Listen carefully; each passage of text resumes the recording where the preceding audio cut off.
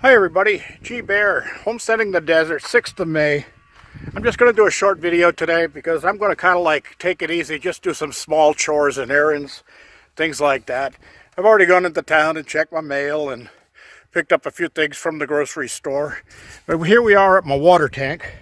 I want to show you a problem I had, and I just hopefully just solved it. Anyway, this is the wire that goes down to my solar powered bilge pump that I use to keep the water moving. I'm going to try to get it up here so you can see it without pulling it out of the water. You can see it moving the water. Okay, the problem I had was this had a single output on one side of it there where you see that PVC T now. And what was happening was the water was coming out and acting like a jet and causing this pump to spin around in circles on the wire down inside the water. So it just kept tying the wire, these two wires up in knots. And when I got here, it was just below the surface of the water. Which, by the way, while I'm thinking about it, I'm going to tell you that I now have 1,750 gallons left out of the 2,500 gallons that I had put in here months ago. Anyway, that seems to have solved the problem. The pump now, with that T on there, I had to modify it. I made some cuts in the T with a handsaw and then put a stainless steel hose clamp on it and tightened it down around the unit. So now the water blows out both sides equally rather than just out one jet causing the thing to spin around. So it kind of holds it stationary in the water, as you can see, and it is moving the water around a lot better. So next year I'll be working on getting a shed built over this thing with a roof so that it doesn't get so hot. Because when I opened this thing up, it was like bath water in there.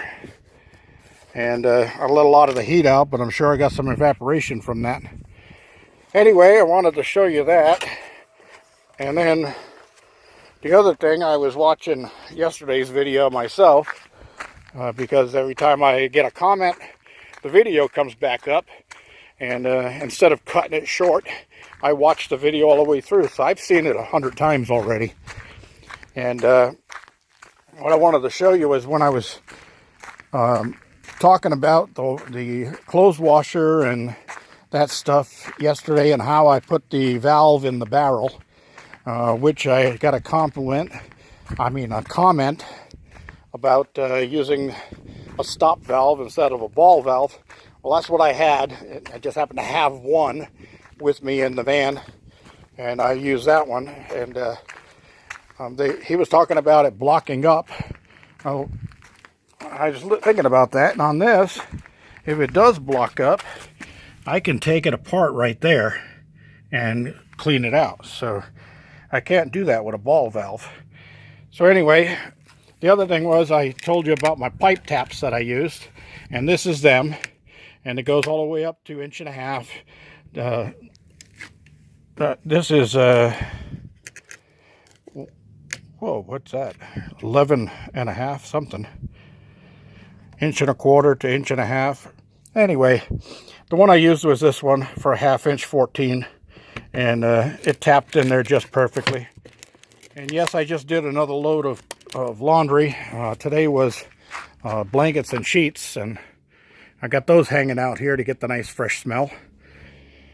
All right, that's about all there is to it today. I'm going to cut this one short and have a little day of relaxation on this Sunday. I've got work to do this week, and I got to get prepared for that between today and tomorrow. So I got to thinking, well, I got to get all my preparations for work done, and then I'll worry about doing some more of this stuff, because I'm going to have time to do this now. G Bear signing off from Homesteading the Desert.